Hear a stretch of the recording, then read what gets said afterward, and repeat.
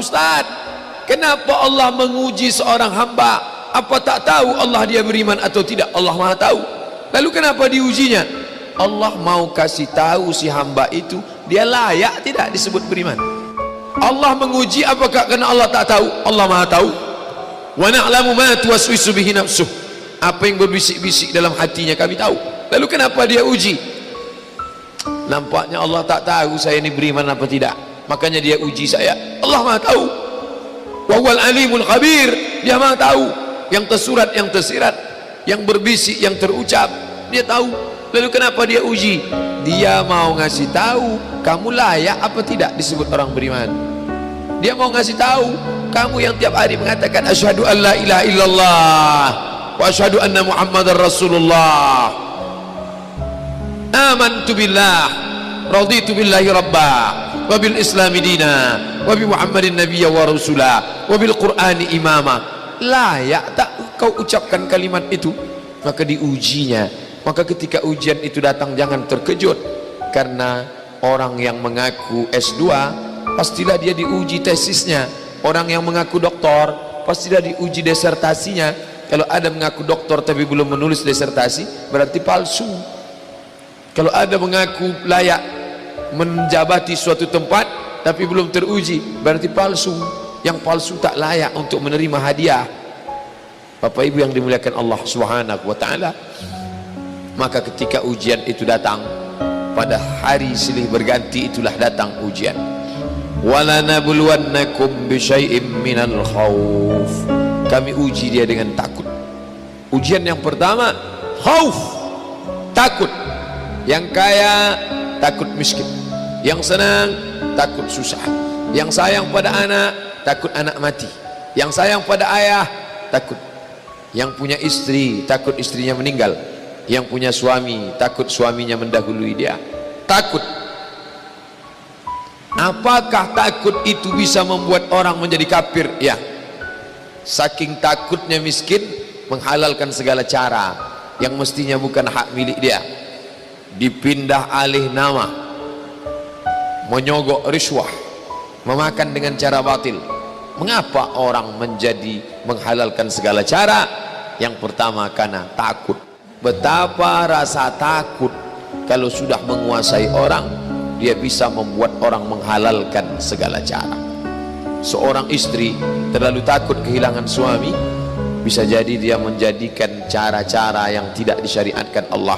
Dandanannya tidak lagi menurut tuntunan Al-Quran, raut wajahnya tidak lagi memakai pakaian yang dibenarkan syariat Islam. Apa yang membuat orang melakukan perbuatan haram? Takut. Artis ingin eksis di panggung hiburan, maka dia buka yang tidak semestinya dilihat oleh bukan mahramnya. Apa yang membuat orang takut? Takut, takut, takut.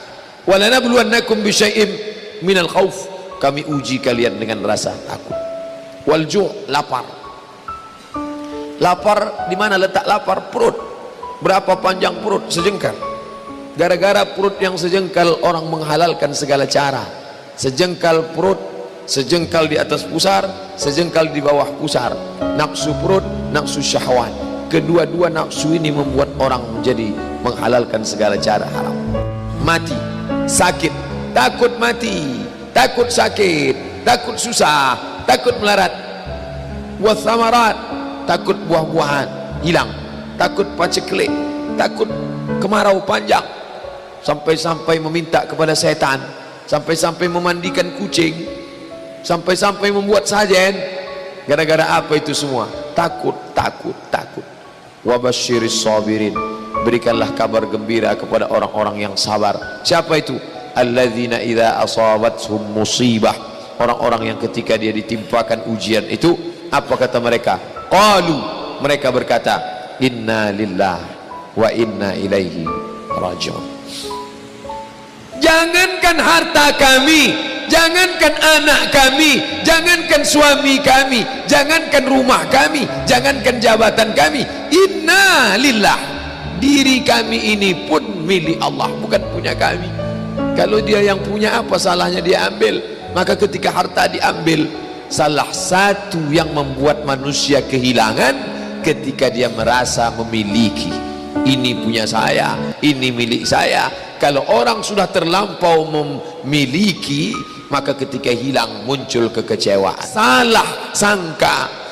Makanya kita ini selalu sering salah sangka. Kita sangka punya kita, padahal bukan punya kita. Lillahi ma fis samawati wa ma fil ard. Apa yang di langit, apa yang di bumi, lillah, bukan punya kamu. Kenapa? Kalau sampai kita katakan punya kita, lalu ketika dia hilang kita stres, kita depresi. Orang yang kehilangan anak, dia tidak sedih. Kenapa? Karena itu pergi duluan, nanti dia akan menyusul belakangan. Suami kehilangan istri, dia tak sedih. Kenapa? Karena sudah dibawanya ganti yang baru, Pak Ustadz. Bukan, dia tak sedih. Kenapa? Karena dia tahu nanti saya akan berjumpa dengan dia di tempat yang lebih kekal abadi. Sekarang kalau saya hidup sama-sama dia, dia tua, dia keriput, dia sakit, dia mati. Nanti saya berjumpa lagi dengan dia di mana? Di tempat kekal abadi yang tak pernah sakit, tak pernah mati.